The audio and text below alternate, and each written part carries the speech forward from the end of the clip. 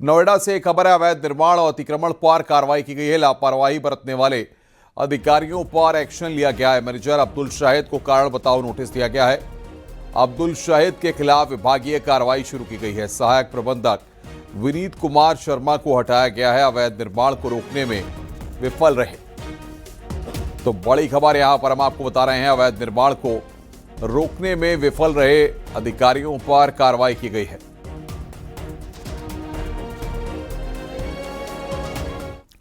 संभल से खबर, अवैध अतिक्रमण पर गरजेगा बुलडोजर। अवैध बाजार, मस्जिद और मजार पर कार्रवाई की तैयारी है। कब्रिस्तान में मस्जिद और मजार बनाने का आरोप है। 15 दिन के अंदर मस्जिद मजार हटाने के निर्देश दिए गए हैं। बाजार को तुरंत बंद करने का आदेश है। तो बड़ी खबर यहां पर हम आपको बता रहे हैं, कब्रिस्तान में मस्जिद मजार बनाने का भी आरोप है। 15 दिन के अंदर मस्जिद और मजार को हटाना होगा।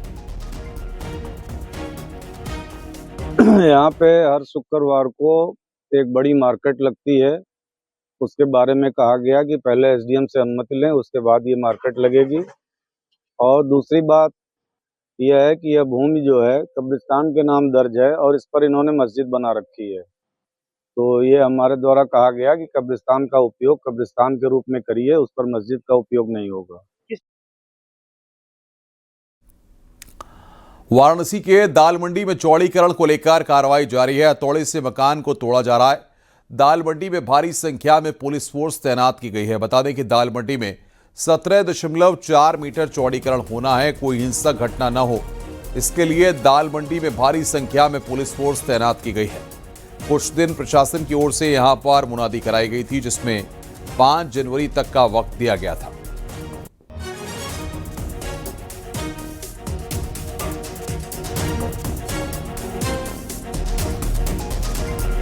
तो ये 3 तस्वीरें इस वक्त हम आपको दिखा रहे हैं। हथौड़े से तोड़फोड़, ड्रोन से निगरानी और फोर्स की तैनाती। ये 3 तस्वीरें इस वक्त आप देख रहे हैं। ड्रोन से नजर रखी जा रही है। दाल मंडी में कड़ी सुरक्षा व्यवस्था है। ये 3 तस्वीरें इस वक्त हम आपकी स्क्रीन पर आपको दिखा रहे हैं।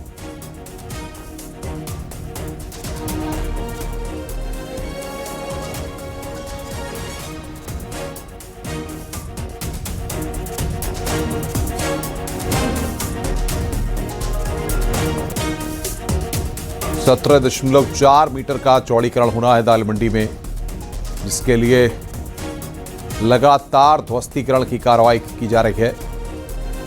और ये तस्वीर आप देख रहे हैं किस तरीके से वहां पर दाल मंडी में ये कार्रवाई की गई। हथौड़े से वहां पर तोड़फोड़ की जा रही है।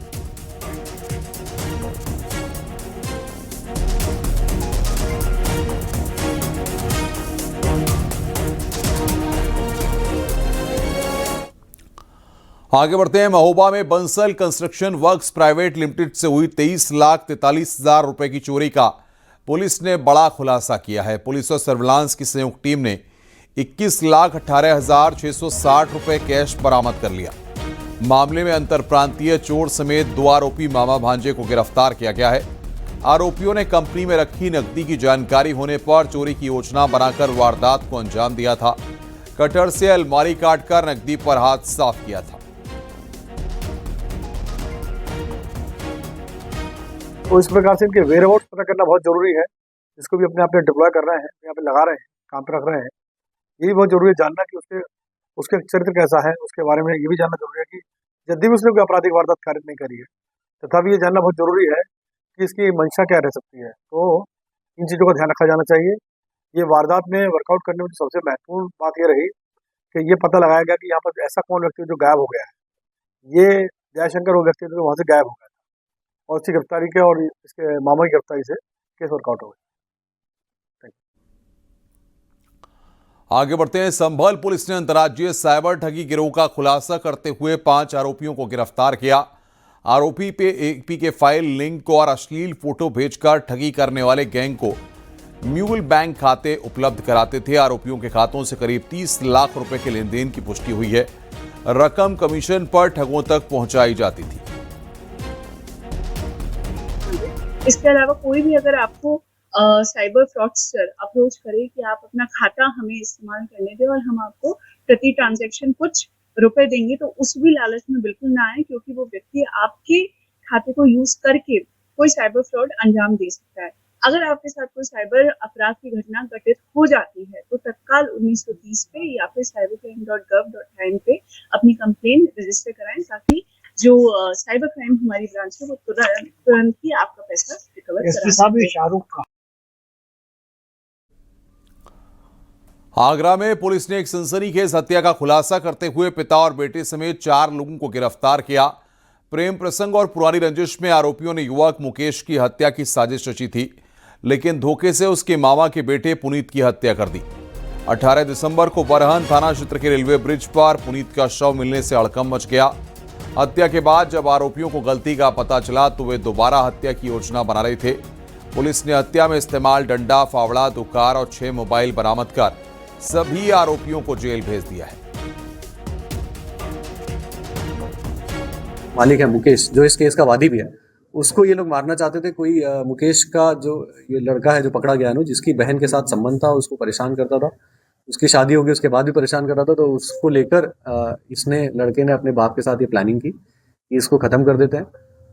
तो ये प्लानिंग के बाद इन्होंने इस घटना का अंजाम दिया। जब ये बाइक से जा रहा था ये तो इसको अंडरपास में, ये जो बरहन के पास अंडरपास पड़ता है, वहाँ इसको मार पीट कर इसको मार दिया गया। इसमें हम लोगों ने टोटल 4 लोगों को इसमें गिरफ्तार किया गया है और आगे इसमें इन लोगों को जेल भेजने की कार्रवाई की जा रही है। वाराणसी के कैंट रेलवे स्टेशन पर तोता तस्करी का बड़ा मामला सामने आया है, जहां 400 जंगली तोतों के साथ एक तस्कर को गिरफ्तार किया गया है। 400 जंगली तोतों की कीमत अंतर्राष्ट्रीय बाजार में लाखों रुपए की बताई जा रही है। कैंट रेलवे स्टेशन पर चेकिंग के समय आरोपी को गिरफ्तार किया गया। पंजाब मेल गाड़ी में तलाशी ली जा रही थी, तभी एक युवक के झोले से कुछ आवाजें सुनाई दी। जब झोले को खोला गया तभी उसमें जंगली तोते निकले। पूछताछ में सामने आया कि तोते अमेठी से पकड़कर पश्चिम बंगाल लाए जा रहे थे। आरोपी के खिलाफ वन्यजीव संरक्षण अधिनियम के तहत मामला दर्ज कर लिया गया है। साथ ही बरामद तोतों को सुरक्षित रूप से वन विभाग की टीम को सौंपा गया।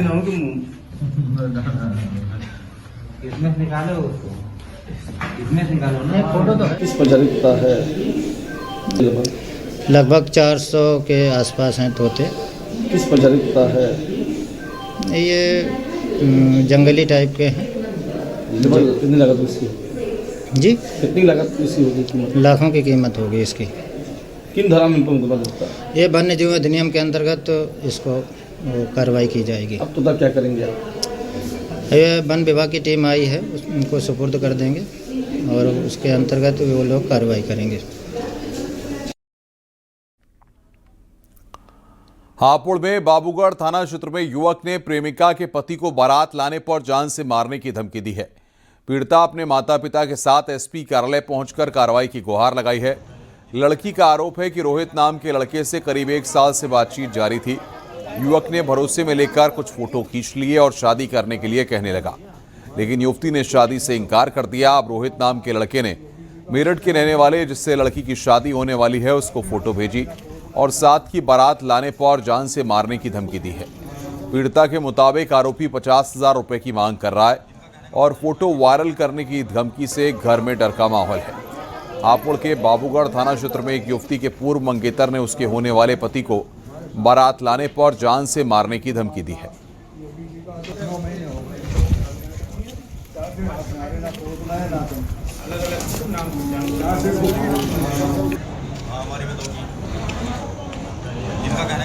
और दूसरी जगह हमने रिश्ता करा है तो उसे लड़के को धमकी दे रहा है, फोटो भेज रहा है, गोली मारने की धमकी दे रहा है।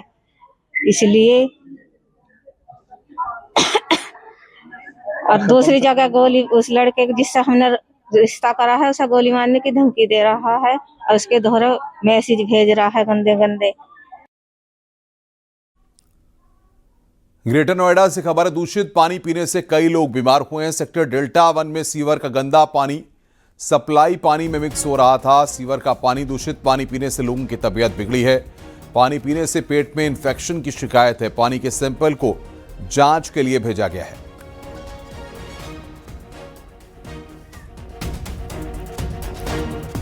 पीलीभीत में ऑनलाइन गेमिंग ऐप के जरिए लोगों से ठगी करने वाले 4 साइबर ठगों को पुलिस ने गिरफ्तार कर जेल भेज दिया है। गिरफ्तार आरोपियों में एक नाबालिग और 3 लोग शामिल हैं जो गेमिंग ऐप के जरिए लोगों को सट्टेबाजी का शिकार बनाकर बाद में उनके अकाउंट को हैक कर उनमें जमा धनराशि ठगी कर लेते थे। आरोपियों के पास से बड़ी मात्रा में ठगी में इस्तेमाल किए जाने वाले दर्जनों एटीएम, पैन कार्ड, मोबाइल और आधार कार्ड बरामद हुए हैं।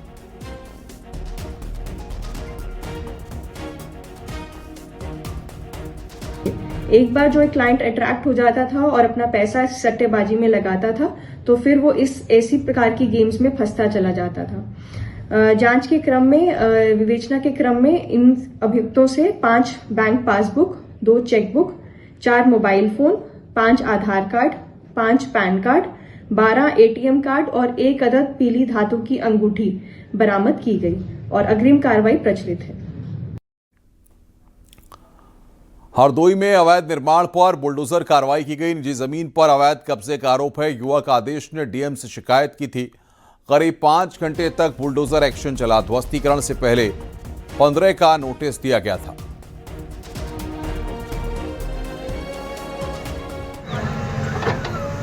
तो युवक आदेश ने डीएम से यहां पर शिकायत की थी। करीब 5 घंटे तक ये बुलडोजर एक्शन वहां पर चला है। ध्वस्तीकरण से पहले ये नोटिस दिया था।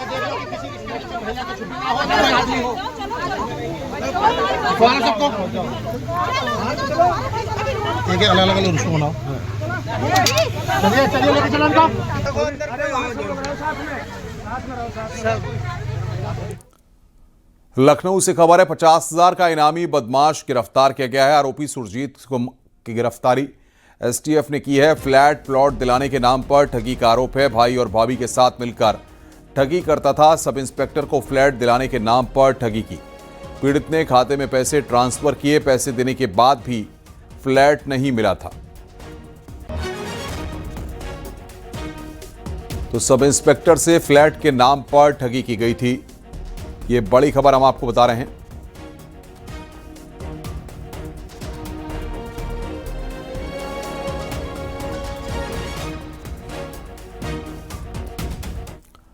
झांसी की महिला ऑटो ड्राइवर अनीता चौधरी की गोली मारकर हत्या के मामले में पुलिस ने 2 आरोपियों को गिरफ्तार कर जेल भेज दिया है। मुख्य आरोपी मुकेश झा अभी फरार है, जिस पर एसएसपी ने 25,000 रुपए का इनाम घोषित किया है।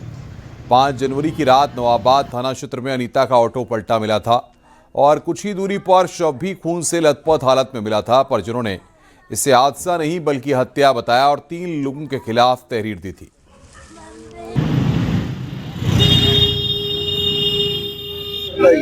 ये मुझे नहीं पता इतना कि क्या करता क्या नहीं करता, बस वो पीछा करता था। वो ये कहता था मैं गोली मार दूंगा। क्यों नहीं पता नहीं, पैसों का लेन देन था या जो भी था, मुझे नहीं जानकारी है। बस इतनी जानकारी है कि उन्होंने ये बताया था दीदी ने कि दीदी पप्पी मेरा वो पीछा कर रहा है। तो हमने कहा दीदी आप गाड़ी मत चलाओ, अभी मत चलाओ गाड़ी, पीछा कर रहा, कुछ दिन रेस्ट करो, घर में रुको। बोली नहीं हमने एप्लीकेशन दे दिया है, वो तो टंग जाएगा, लेकिन उसको कुछ नहीं हुआ। वो योगी सरकार ने अप्रैल महीने में हुई असिस्टेंट प्रोफेसर की परीक्षा रद्द कर दी है। दरअसल यूपी एसटीएफ को असिस्टेंट प्रोफेसर की परीक्षा में धांधली और अवैध धन वसूली का पता चला था। सरकार ने धांधली के आरोप लगने के बाद इस परीक्षा को रद्द करने का फैसला लिया। जब इस परीक्षा में धांधली की खबर एसटीएफ को लगी तभी मुख्यमंत्री योगी आदित्यनाथ ने गोपनीय जांच के आदेश दे दिए थे। 20 अप्रैल को एसटीएफ ने असिस्टेंट प्रोफेसर परीक्षा का फर्जी प्रश्न पत्र बनाकर अभ्यर्थियों से ठगी करने वाले गैंग के 3 अभियुक्तों महबूब अली, बैजनाथ पाल और विनय पाल को गिरफ्तार किया था। ये परीक्षा 16 और 17 अप्रैल को हुई थी। सरकार अब नए सिरे से असिस्टेंट प्रोफेसर की परीक्षा आयोजित कराएगी।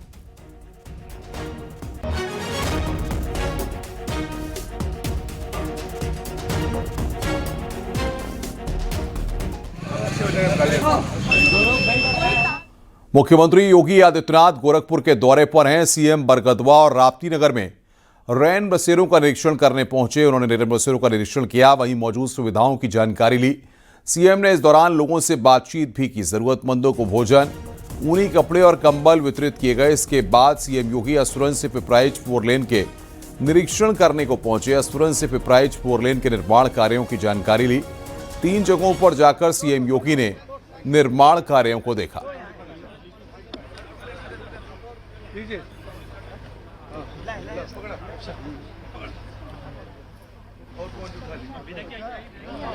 3 तस्वीरें इस वक्त हम आपको दिखा रहे हैं। मुख्यमंत्री ने कंबल बांटे, 4 लेन का जायजा लिया गया, बच्चों को चॉकलेट दी गई। ये 3 तस्वीरें इस वक्त आप देख रहे हैं।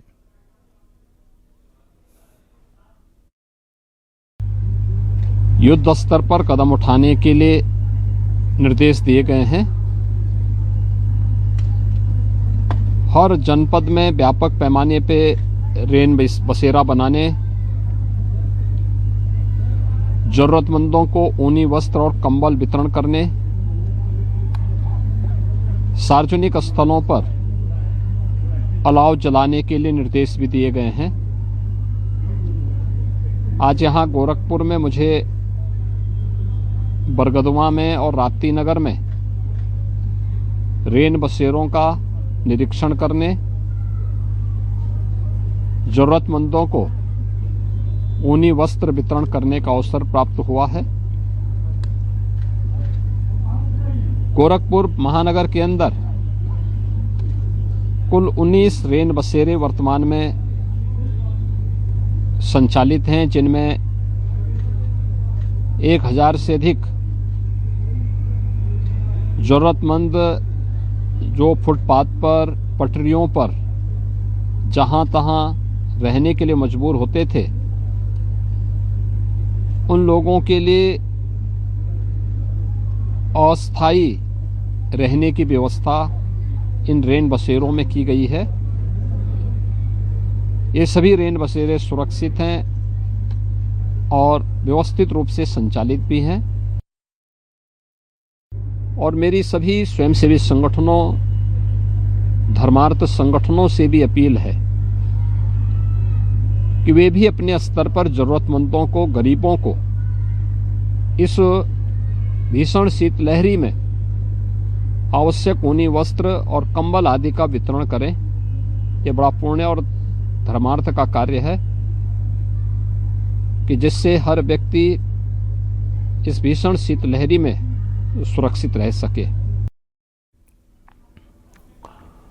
मुख्यमंत्री योगी आदित्यनाथ एसआईआर को लेकर मंत्रियों को निर्देश दिए हैं कि एसआईआर में जुड़े छूटे नामों को जुड़वाएं और अपात्रों को हटवाएं। साथ ही चेतावनी दी है कि ढिलाई बरतने पर उन्हें ही नुकसान होगा।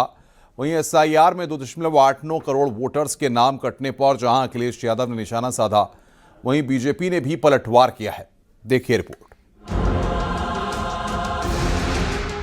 सीएम योगी एसआईआर को लेकर काफी गंभीर हैं। सीएम योगी ने अपने सभी मंत्रियों को एसआईआर में छूटे नामों को जुड़वाने और अपात्रों को हटवाने के लिए कहा है। सीएम योगी ने चेतावनी दी है कि अगर ढीले पड़े तो आपको सबसे ज्यादा नुकसान होगा। एसआईआर को लेकर मुख्यमंत्री योगी आदित्यनाथ खासे गंभीर हैं और यही वो वजह है कि मुख्यमंत्री योगी आदित्यनाथ ने मंत्रिपरिषद की बैठक में अपने सभी मंत्रियों को सीधे तौर पर निर्देशित करते हुए कहा कि एसआईआर में अगर ढिलाई बरती गई तो सबसे ज्यादा नुकसान मंत्रियों को होगा और आप लोगों को होगा। एसआईआर प्रक्रिया में यूपी में ड्राफ्ट से 2 करोड़ 89 लाख वोटर्स के नाम हटाए गए हैं। अखिलेश यादव ने इसे लेकर तंज कसा और सोशल मीडिया प्लेटफॉर्म पर पोस्ट कर लिखा, जाने कहां गए वो लोग। वहीं डिप्टी सीएम ब्रजेश पाठक ने एसआईआर ड्राफ्ट लिस्ट पर सवाल उठाने को लेकर अखिलेश यादव पर निशाना साधा। उन्होंने कहा कि 2027 में यूपी में एसपी फिर साफ होगी। समाजवादी पार्टी के गुंडाराज, जंगल राज को लोग भूले नहीं हैं और ये जान रहे हैं कि 27 में यूपी में सपा फिर साफ हो जाएगी। बिहार में आरजेडी के जंगल राज को लोगों ने नकार दिया। आप रिसर्च करो, बूथ पर जाओ और देखो किसका नाम कटा है। अगर नहीं कटा है तो इनके मुंह में माइक लगा कर पूछो कि भैया कटा तो है नहीं, और जुड़वाने का अवसर है, सच्चाई बताओ जनता को।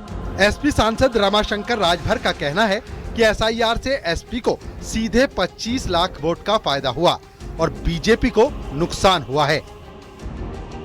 समाजवादी पार्टी इसमें उसके कार्यकर्ताओं ने, उसके बीएलओ ने, उसके मेहनत ने रंग लाया और हर बूथ पर हम 25 लाख की बढ़त पर हैं। एसआईआर से समाजवादी पार्टी को सीधे 25 लाख का लाभ और भारतीय जनता पार्टी को 25 लाख वोटरों का नुकसान हुआ है। मंत्री ओपी राजभर ने एसआईआर को लेकर विपक्ष पर पलटवार किया है। उन्होंने कहा कि मरे हुए जिन 46 लाख लोगों के नाम काटे गए उन्हें जिंदा कैसे लाएंगे। समाजवादी पार्टी हो चाहे कांग्रेस हो या कोई विपक्षी दल हो, अब जो लोग मर गए हैं 46 लाख लोग प्रदेश में, 21 साल के अंदर वोटर लिस्ट से 46,000 के लगभग लोग की डेथ हुई है, तो 46 लाख लोगों के नाम काटे गए। अब समाजवादी पार्टी करे नहीं है उनको मत काटिए, अब उनको स्वर्ग से वो सब जिंदा कैसे ले आएंगे, ये तो वही लोग बता सकते हैं। मंत्रियों को आपत्ति दाखिल करने के साथ साथ छूटे नामों को जुड़वाने का लक्ष्य दिया गया है। सीएम योगी ने कहा कि मतदाता सूची पर मेहनत से आगे का रास्ता आसान होगा। सभी मंत्री अपने प्रभार वाले जिलों में जाकर एसआईआर अभियान में लगें। संकेत मिश्रा, न्यूज़ 18, लखनऊ। एसआईआर प्रक्रिया में उत्तर प्रदेश से ड्राफ्ट से 2,89,00,000 वोटर्स के नाम हटाए गए हैं। अखिलेश यादव ने एसआईआर में वोटर्स के नाम काटने जाने को लेकर इशारों में तंज किया। अखिलेश यादव ने सोशल मीडिया प्लेटफॉर्म एक्स के अपने अकाउंट पर पोस्ट किया। एसपी अध्यक्ष ने अपने पोस्ट में लिखा, जाने कहां गए वो लोग।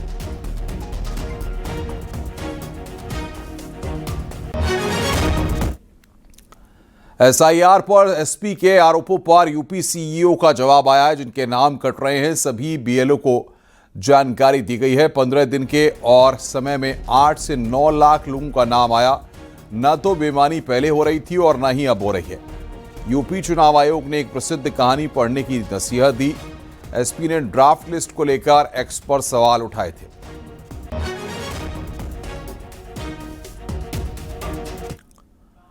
कांग्रेस नेता गुरदीप सिंह सप्पल के आरोपों का यूपी चुनाव आयोग ने जवाब दिया है, जिसके बाद अब गुरदीप सिंह सप्पल कह रहे हैं कि वो जवाब से संतुष्ट नहीं है।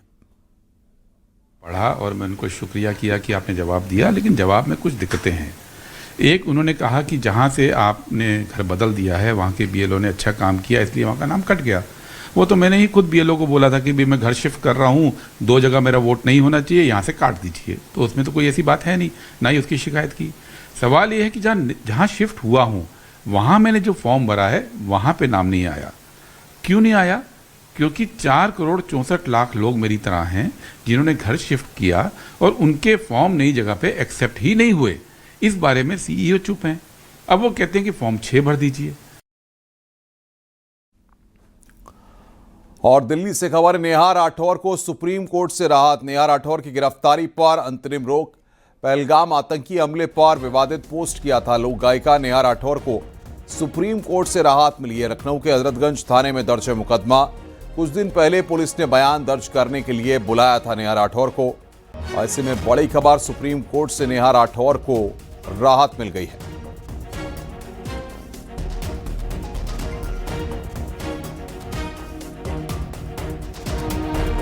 लेकिन हाँ, सुप्रीम कोर्ट का जो फैसला है वो मेरी गिरफ्तारी पर रोक का है और ये मेरे लिए बहुत सुखद खबर है और इसके लिए मैं माननीय सुप्रीम कोर्ट का बहुत धन्यवाद करना चाहती हूँ।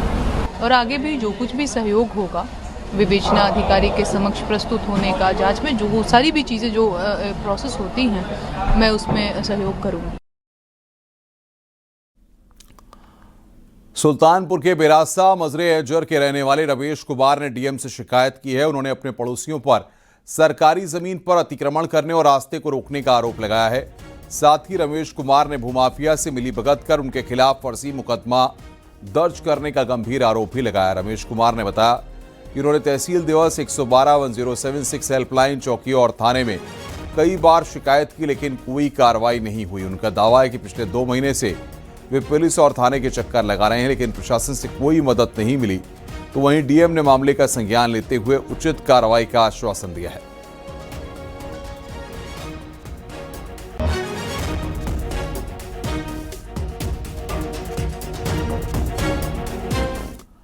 रुक रहे हैं यहां पर ब्रेक के लिए। ब्रेक के बाद खबरों का सिलसिला लगातार जारी है।